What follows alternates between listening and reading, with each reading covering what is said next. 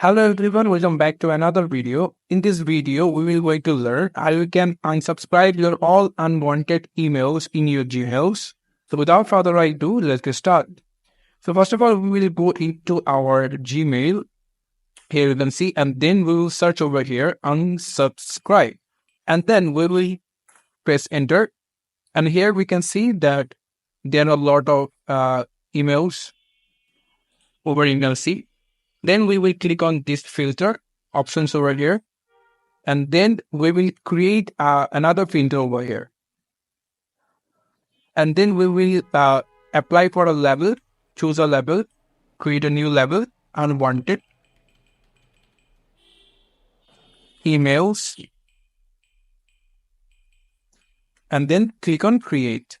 And then we will also apply filter for matching conversations. So click on it and then create a filter. So here we can see we create unwanted emails or a label over here. We will click on it.